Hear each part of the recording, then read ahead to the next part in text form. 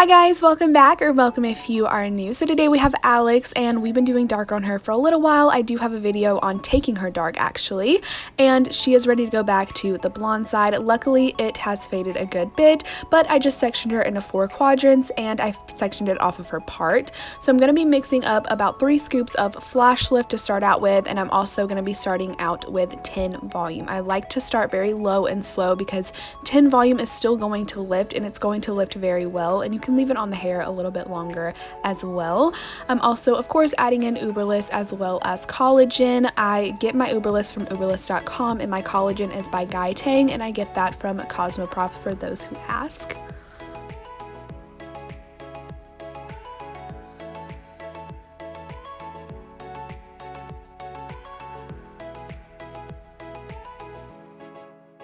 I like to start out in the back just in case I have to rinse out a section first, and in her case we did, so it really works out. And I also like to work with a balayage board. This one is by Firefl, and this gives me a really nice sturdy base to work off of, and I love using this because I feel like if I just use my hand, my foil gets a little bit messy and I kind of pull it down and I just don't have as much control over it. And with a board, it took me like a little while to get used to it, but once I did, it started making everything go by a lot faster because it was just so much easier to work with.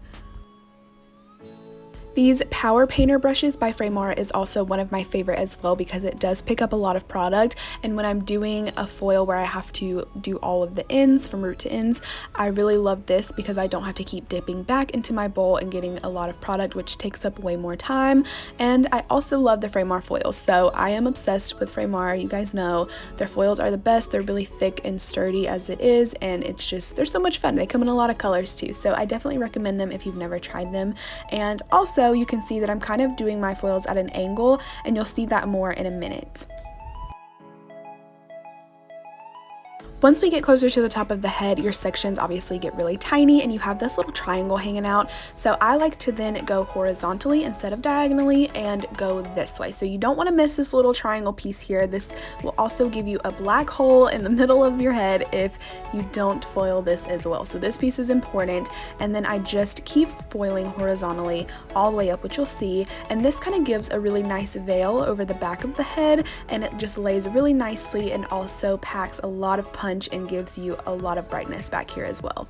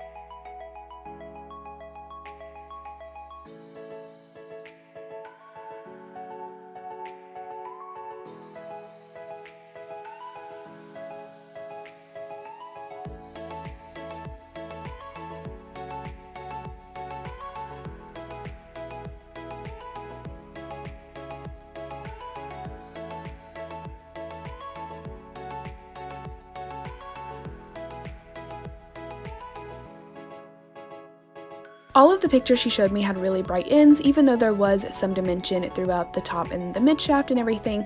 And so what I like to do is take the dropouts from our foils, I'll tease those, and then I'll paint on them like a balayage. And I'll have a couple of these in each section just to keep the ends really nice and bright, but the tease part still leaves dimension throughout. So she's not solid blonde, but she has some really nice bright ends. Moving on to the front and sides, I have already done my money piece. I do have a video on how I achieve my money piece and it shows all the placements that I do. So I've already done that first and now I'm going to be working on the sides. So what I like to do is take a slice at a diagonal around the face, and then right after that I'll be taking a horizontal section, which you'll see me doing here, and I'll be weaving this. So it's going to be this pattern all the way up. The slice around the face is what's going to keep it really nice and bright all the way around, and you'll see that in the after picture that she has a really nice bright pop around her face in the front. So she's gonna feel really blonde, but still have dimension in there too.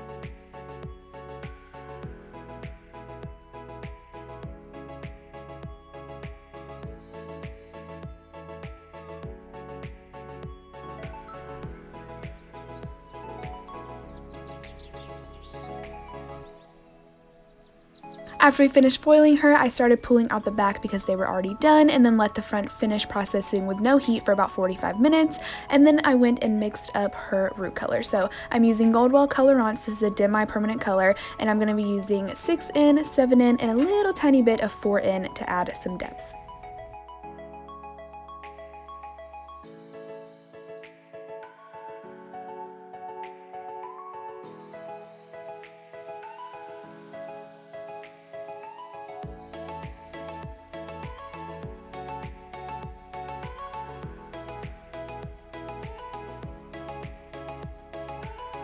A lot of you ask how I like to do my root smudge, and it's really nothing special. At the bowl, I will go ahead and put a barrier on their ends, usually an Olaplex number 2 or a conditioner or mask or something like that, and then I bring them back to my chair, which is where we are now. I brush them out, get any tangles out, and then I will start applying my color. So you can see here that I wasn't trying to be super precise when I was doing my foil, so you can see some lines here, and I'm going to show you that it blends out really beautifully, and it is amazing, which is why I love Goldwell Colorants.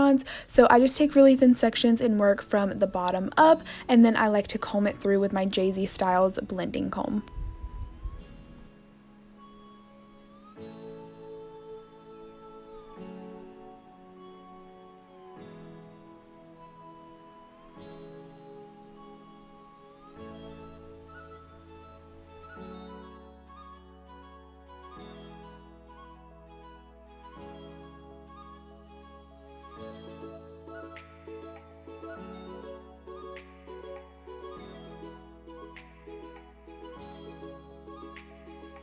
I let this sit for about 15 to 20 minutes, and then all the lines or bleeds or anything that you may have is going to be gone and beautifully blended. I promise you that.